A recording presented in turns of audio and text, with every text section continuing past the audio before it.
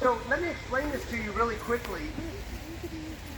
This is the monument that I was telling you about, and I want to share it with you because it's become something so precious to me. It's so important, and I hope that you get a chance to visit the real one.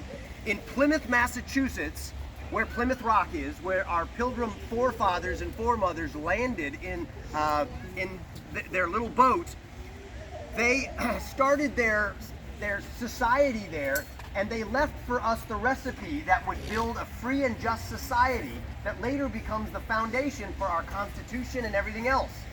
And they left these principles in the form of the largest granite monument in America. So the real one is so big that if you stood in front of it, you would come up to this tall. Okay, if you were to come up to it, you would come up this high on the real monument. It's 88 feet tall, 180 tons of granite. It's enormous. So let me explain to you what they said. They said if you want a free country that is good and you have blessing and liberty, it's all about these 5 people on this monument. The biggest, the tallest, and the one at the center, the core and spine of the whole thing, her name is written in stone right here, and it says Faith. Faith is pointing to heaven, where God is, and she's holding a book in her hand. Can anybody tell me what you think that book is? Bible. It's the Bible. Right. She has a star on her forehead which represents wisdom.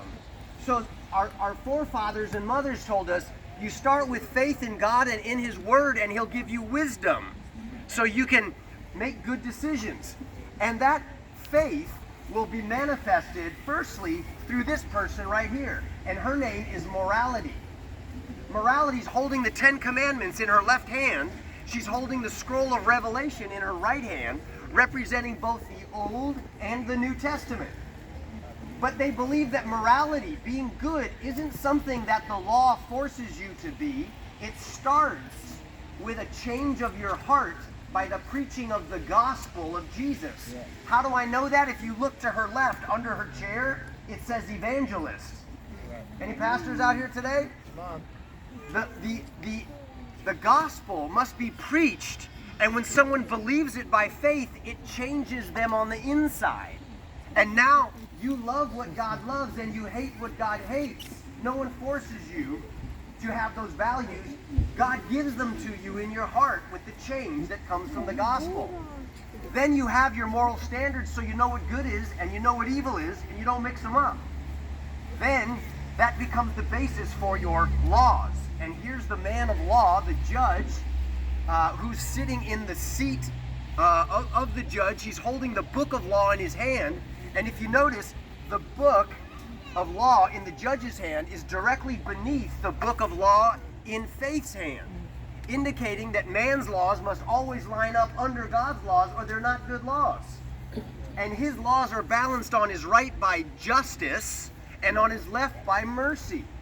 Justice and mercy, because that reflects the character and nature of God Himself. And once you've restrained evil in your land with good and godly laws, now you can educate your children. Education is represented by a woman here with a wreath of victory around her head.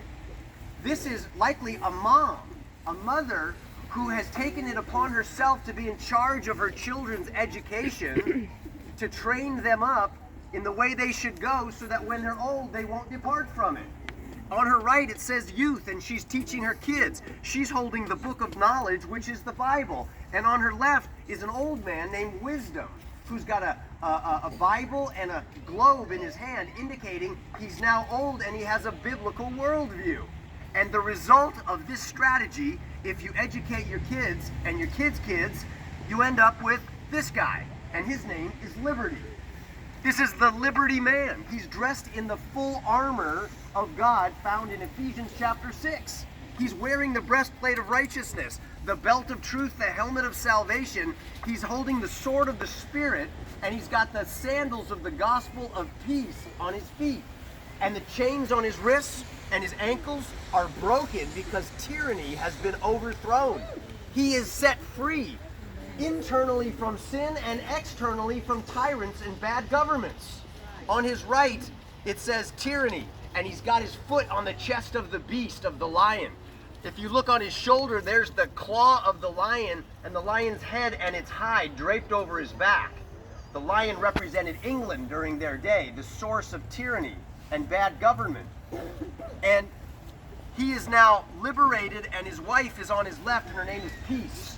She is at peace, she's prospering, she's successful, and she's holding a basket of gifts for her family and for her friends and neighbors. And this guy is ready to defend everything behind him.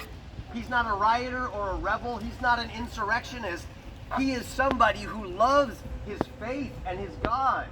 And he loves virtue and character so he can build his families and his communities on what's good and beautiful and true.